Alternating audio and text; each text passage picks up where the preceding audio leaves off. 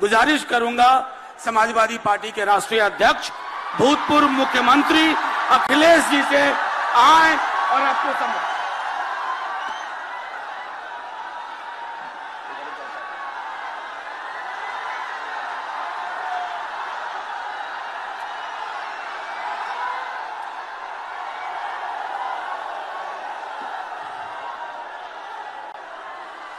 मंच पर उपस्थित हमारे आपके और देश के बड़े नेता आदरणीय लालू प्रसाद यादव जी,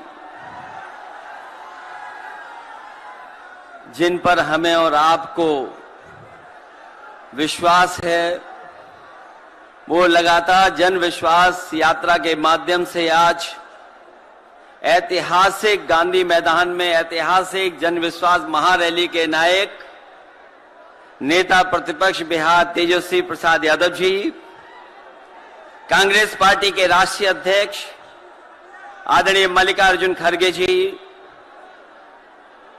राहुल गांधी जी, आदरणीय राबड़ी देवी जी, महासचिव सीपीएम सीताराम येचुरी जी, डी राजा साहब, सीपीआई एमएल दीपांकर भट्टाचार्य जी, केसी वेणुगोपाल जी, जनाब अब्दुल बरी सिद्दीकी साहब, तेज प्रताप यादव जी और मंच पर उपस्थित बड़ी संख्या में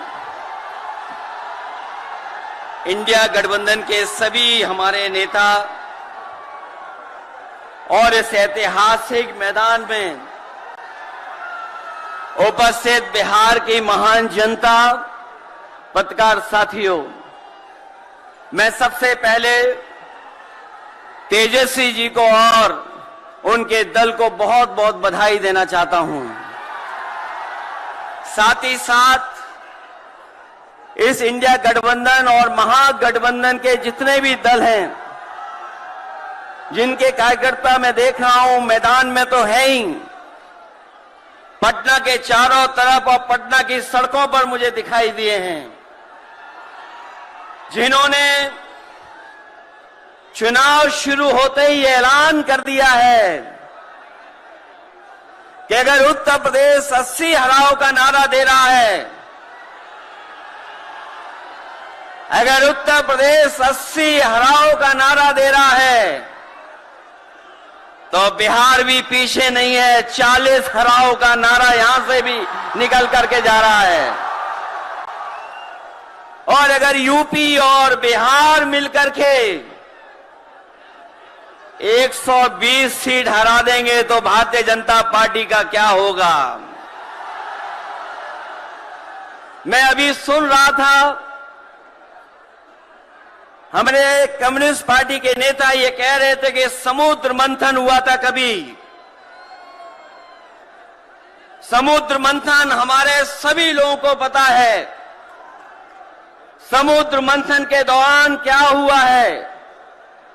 लेकिन इस ऐतिहासिक मैदान में मैं कहना चाहता हूं कि 2024 में संविधान मंथन होने जा रहा है।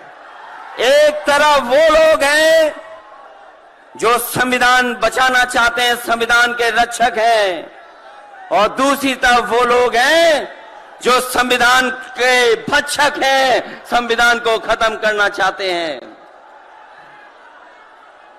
मैं जब बिहार आया हूं आपके बीच में,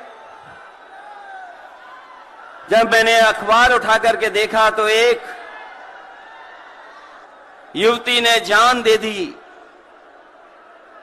एक बेटी जो परीक्षा में दे करके आई थी, क्योंकि परीक्षा को रद्द कर दिया गया, पेपर लीक हो गया,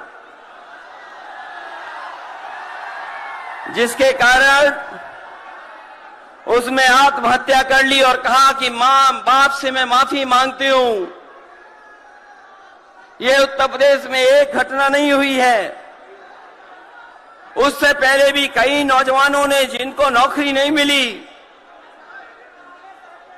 उन्होंने अपनी जान दे दी।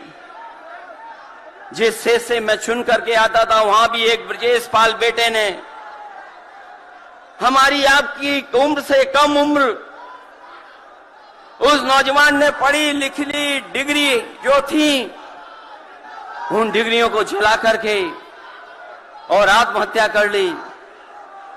ये हालत है देश की। और वहां पर उत्तर प्रदेश में जहां पर से प्रधानमंत्री चुन करके जाते हैं, जनता ने भरोसा किया उन पर, उनको बहुमत दे दिया, लेकिन डबल इंजन की सरकार ने बेरोजगारी दी है। मुझे खुशी है कि तेजस्वी ने यहां पर नौकरियां दे दी, रोजगार दे दिए। और हम तो वहां 60 लाख बच्चे जिनको पेपर नहीं लिख पाए उनका हिसाब किताब लगाते हैं। उनका अगर हम बड़ा परिवार न माने, केवल 3 सदस्य परिवार के माने, बेटा और मां बाप, तो 60 का गुणा 3, 1,80,00,000 वोट और 1,80,00,000 लोगों को अगर हमने भाग दे दिया 80 लोकसभा से, तो केवल उत्तर प्रदेश में 2,25,000 हर लोकसभा में वोट कम हो गया है। लेकिन तेजस्वी ने बिहार में पलट करके दूसरा काम किया। अभी 3 लाख नौकरी दी, हिसाब लगा लो कितने परिवारों का जीवन बदला। और सोचो 10 लाख नौकरी मिल जाती तो कितना परिवारों का भविष्य बदल जाता। इसलिए जो लोग कहते हैं कि परिवार वाले हम लोग हैं, ये जो आरोप लगाते हैं परिवार वाला आरोप हम लोगों पर, मैं उन भारतीय जनता पार्टी के लोगों से कहना चाहता हूं कि भारतीय जनता पार्टी इस बात संकल्प ले कि किसी परिवार वाले को टिकट नहीं देंगे, और संकल्प ये भी ले कि किसी परिवार वाले से वोट मांगने भारतीय जनता पार्टी के लोग नहीं जाएंगे। मैं तो ये जोश देख रहा हूं यहां मैदान में, ये जो जोश दिखाई दे रहा है यही बदलाव लाएगा, यही भाजपा को हटाएगा। जब जोशीले नौजवान मिल जाते हैं तो बड़े बड़े लोगों का तख्त हिल जाता है। तो इस बार उन्हें आप बाहर करोगे कि नहीं करोगे? पहली सूची बीजेपी की आ गई, उस सूची में बिहार बाहर है, बिहार नहीं है उसमें। इसलिए बिहार से वो बाहर जाने वाले हैं, यूपी वाले भी बाहर कर रहे हैं उन्हें।